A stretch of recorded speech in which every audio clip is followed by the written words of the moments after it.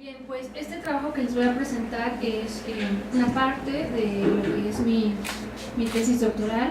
Mi tesis doctoral abarca mandatos de género relativos a sexualidad y reproducción en el derecho y su relación con acceso a la justicia. En esta ocasión solo me voy a enfocar algunas figuras que contienen el deber ser materno en legislación familiar y penal. Bien, pues les platico para aquellas que no tienen la formación jurídica, que la legislación mexicana tiene como antecedentes el derecho romano, el derecho canónico, y que estos antecedentes van a ser retomados por los primeros códigos de nuestro país, ¿sí? Así como la influencia que tiene la codificación napoleónica, ¿sí?, en la creación de nuestros propios códigos en el siglo XIX. Es decir, que tenemos tradición de derecho romano, tenemos tradición de derecho canónico y además tenemos una tradición que se recupera del código civil napoleónico del siglo XIX, de principios del siglo XIX. Estos antecedentes estarán plasmados en la codificación mexicana, principalmente en materia civil, familiar y penal en México. Ahora, los códigos vigentes en nuestra actualidad han sido cambiados, han sido reformados de diversas formas. Sin embargo, aún es posible ver cómo persisten mandatos relativos al género, como en el que yo les voy a hablar sobre el deber ser materno. Bien, sabemos que el campo jurídico no es ajeno a la confluencia de patrones relativos al género que predeterminan la conducta de los seres humanos. En México ha habido grandes reformas en la legislación interna relativas a la transmisión de la propiedad, la participación política, el matrimonio y la sexualidad. Cambios que representan pasos importantes hacia la llamada justicia de género. Pero sabemos que la ley no determina por sí misma las relaciones sociales. Esto implica que aún con los cambios materiales dentro de las normas jurídicas existan obstáculos para que estas normas sean aplicadas. Se trata pues de una batalla en la que prevalece la negligencia, la vulneración de derechos cuando los estereotipos y mandatos de género de autoridades se confrontan con el marco jurídico protector. El deber ser materno, de acuerdo a Marcela Lagarde, es decir, la asignación de la maternidad como valor intrínseco de las mujeres, está vigente en las legislaciones en materia familiar y penal y persiste en la impartición de justicia en México, con graves consecuencias para las mujeres, como se verá en los puntos que he seleccionado para esta presentación. Bien, en materia penal, en esta ocasión me remitiré a utilizar los tipos penales de infanticidio, de aborto y de violación. Pues bien, los códigos penales de tres entidades, Jalisco, Estado de México y Oaxaca, establecen penas privativas de la libertad mayores cuando la mujer que cometa el infanticidio, se dice, tenga mala fama, no oculte su embarazo y su hijo sea producto del matrimonio. Bien, como lo señala el texto legal, la conducta ilícita es realizada por la madre en el delito de infanticidio, es decir, se trata de un tipo penal que sanciona la privación de la vida del descendiente por parte de la mujer. La diferencia jurídica entre el delito de infanticidio y el delito de aborto consiste en que la primera conducta ilícita ocurre posterior al nacimiento, mientras que el delito de aborto implica la interrupción del embarazo. Las mismas razones son consideradas para aumentar la pena a la mujer que ha abortado en los códigos de Puebla, Tamaulipas, Yucatán y el Código Penal Federal. Bueno, igual antes de platicar sobre esto les debía haber mencionado que debido a la facultad que tienen las entidades federativas en nuestro país, tenemos vigentes 43 códigos penales, 33 códigos penales y 33 códigos en materia civil, ¿sí? 33 códigos que en materia penal y en materia civil que son de cada entidad federativa, ¿sí?, y un código penal federal y un código civil federal. Eso hace que tengamos 33 códigos penales y 33 códigos civiles. Por lo tanto, bueno, de ahí tenemos ya un primer problema, ¿no?, que también comités como el Comité de la CEDAW ha mencionado la urgencia de la armonización legislativa. Bien, sigo con el delito de infanticidio y el delito de aborto. Es posible reconocer en estas causas, es decir, mala fama, ocultación del embarazo y el embarazo producto del matrimonio, la presencia de mandatos de género relativos a la conducta sexual de las mujeres. Estas disposiciones de contenido moral, en palabras de Graciela Hierro, se trata de una doble moral sexual que conlleva la consideración asimétrica de prohibiciones y recomendaciones. Lo natural para el hombre es gozar de su sexualidad, lo natural para la mujer es procrear. Una mujer que tiene mala fama desobedece el mandato de feminidad, ese que establece que las mujeres deben ser sumisas, pasivas y que sanciona el ejercicio de su sexualidad.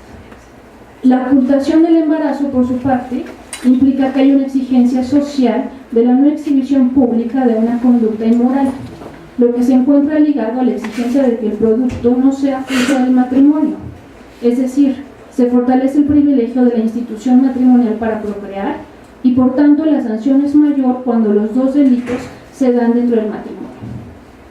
La regulación del comportamiento sexual de las mujeres no es ajena al derecho. Como dice Alicia Pureo, el control sexual se refleja en el derecho a través de normas que sancionan a quienes infringen los límites del género. Se trata de prescripciones no siempre explícitas, contenidas en la norma sobre la doble moral sexual de la que nos habla ayer.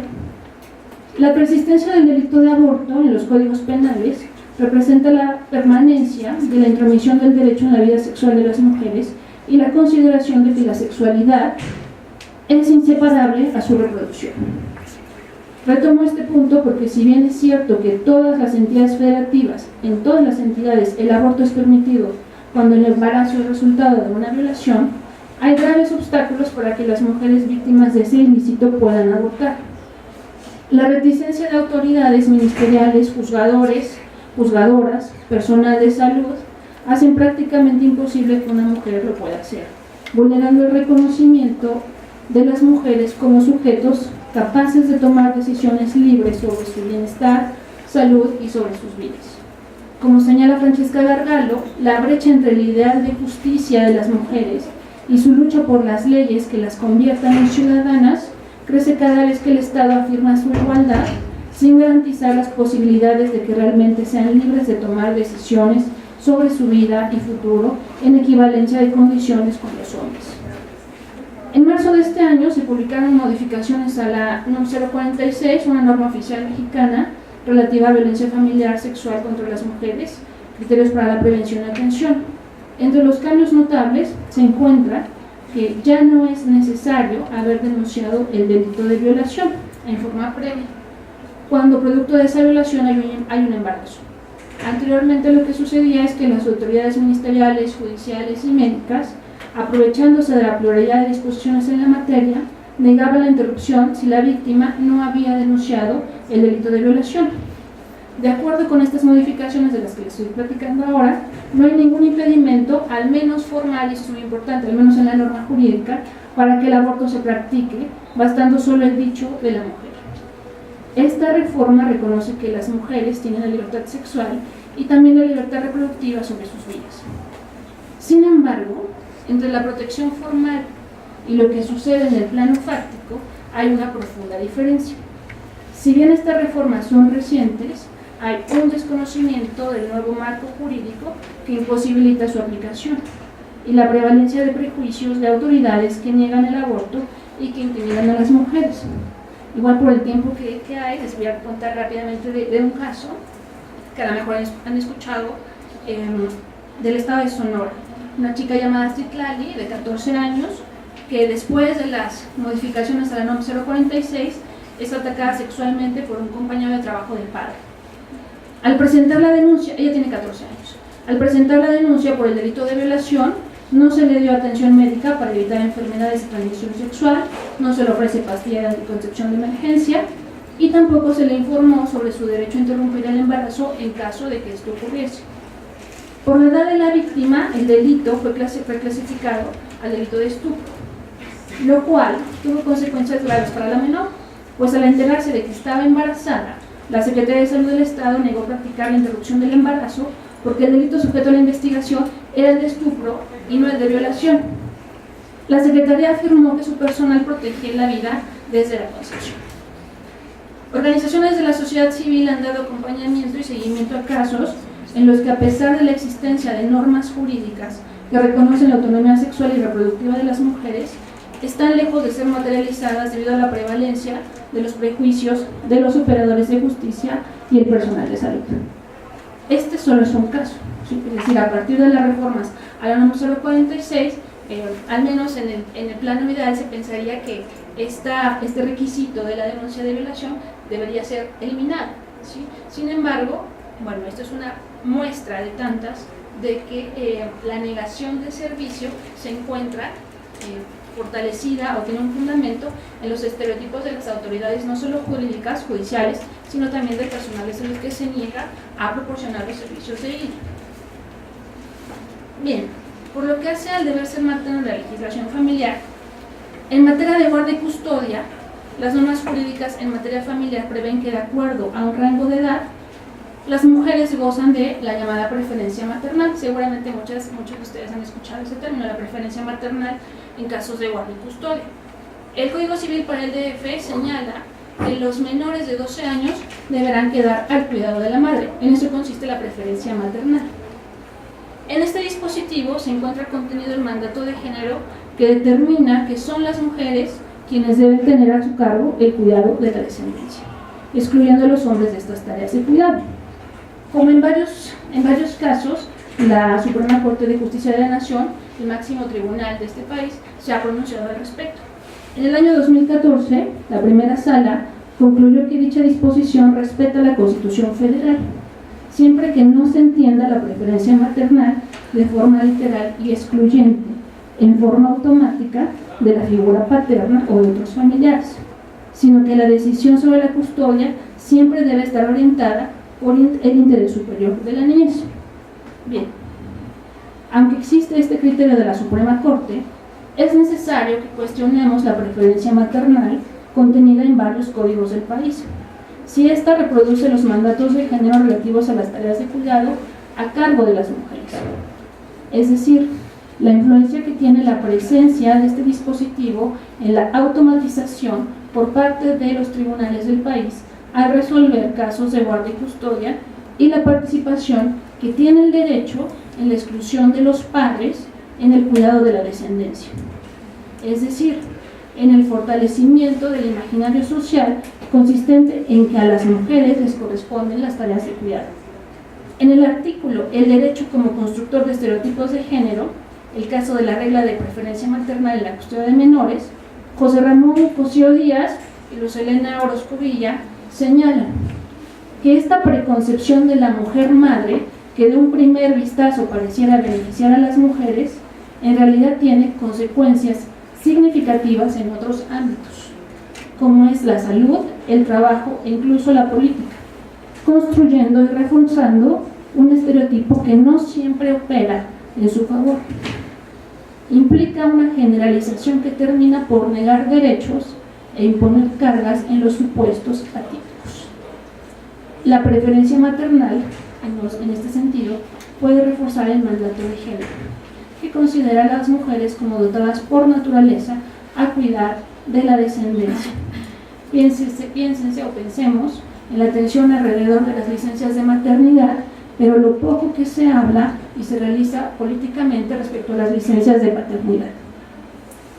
El deber ser materno se encuentra también en 18 códigos civiles y familiares que establecen como un fin del matrimonio la perpetuación de la especie, afirmación que atenta contra el derecho de la mujer para decidir libremente sobre su reproducción.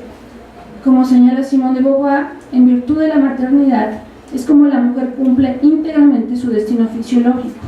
Esta es su vocación natural, puesto que todo su organismo está orientado hacia la perpetuación de la especie. Al respecto, la misma primera sala de la Suprema Corte de Justicia de la Nación ha determinado que cualquier definición legal de matrimonio que contenga la procreación como finalidad de este vulnera los principios de igualdad y no discriminación contenidos en el artículo 1 constitucional. Seguramente han escuchado de las sentencias de matrimonio igualitario. Bueno, pues este argumento está contenido en estas sentencias. Desde el Poder Judicial de la Federación se han trabajado interesantes reflexiones que modifican patrones estereotipados. Les voy a comentar brevemente otro caso. En el año 2013, un tribunal colegiado de la Ciudad de México determinó que no era necesario para una mujer que había promovido una demanda de amparo haber tenido hijos dentro del matrimonio para tener derecho a recibir alimentos por parte del exmarido. El tribunal señaló, y pongan atención a los argumentos que realiza un tribunal judicial, pero que ya contienen pues una perspectiva de género. El tribunal señaló, y cito, la procreación en la actualidad ya no puede ser considerada como la finalidad y el objeto del matrimonio. En el caso específico de la mujer, considerar que la procreación es un requisito para tener derecho a recibir alimentos conduce al establecimiento de un criterio discriminatorio. La concepción de mujer que sirve de sustento a esta interpretación e institucionaliza la desigualdad de género es la de mujer madre, mujer reproductora y mujer objeto sexual. Pero no atiende a la mujer como persona. Se trata de una interpretación social histórica realizada desde la lógica masculina, es decir, androcentrismo. Pues aunque la decisión de tener hijos corresponde a la pareja, no es al cónyuge varón, sino a la mujer a quien se juzga ante la falta de progenie. Esto es contrario a lo que establece la Constitución Federal y la Convención sobre la Eliminación de todas las formas de discriminación contra la mujer, mejor conocida como CEDAW.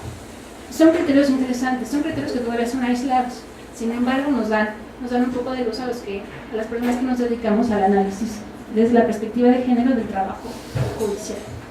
Bien, como reflexiones finales, las normas jurídicas contienen mandatos de género, pero están siendo gradualmente eliminadas de las leyes mexicanas. El acceso a la justicia se dificulta cuando estos mandatos, antes contemplados por el ordenamiento jurídico, continúan presentes en la actuación de las autoridades. Es fundamental definir estrategias jurídico-políticas que puedan influir en la erradicación de mandatos de género en el actuar de todas las autoridades, pues el marco jurídico protector queda sin efecto frente a las decisiones de agentes estatales que imposibilitan el respeto, la protección, la garantía y la promoción de derechos humanos de las mujeres mexicanas. En los puntos antes expuestos es posible pensar en la medida en que ese deber ser materno es impuesto a las mujeres, una imposición sociocultural reforzada también por el derecho. A través de los puntos propuestos se plantea la presencia del deber ser materno contenido en la legislación mexicana, el cual continúa siendo motivo de cambios, a partir del uso de la perspectiva de género como herramienta teórica aplicada al derecho. Las medidas para nuevos retos tendrán que ser pensadas ya no desde una tradición jurídica androcéntrica, sino desde espacios abiertos, interdisciplinarios, que permiten un diálogo con otros saberes e identidades excluidas históricamente por el derecho. Como señala Puleo, el derecho no puede permanecer ajeno a la diversidad de experiencias de lo humano. En el tema que he planteado en esta ponencia, la superación del binomio mujer-hombre como únicas identidades posibles es una de las demandas al discurso jurídico.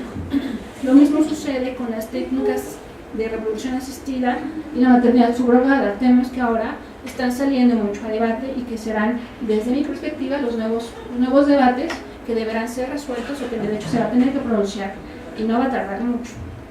Recientes debates alrededor de estos temas invitan a la reflexión futura sobre el papel que jugará el derecho, pero también nos recuerda que persisten rezagos que no se reducen al campo legislativo, sino que trascienden a las condiciones en que las mujeres pueden acceder al sistema de justicia en este país, donde aún es lejana la ausencia de estereotipos por parte de las autoridades.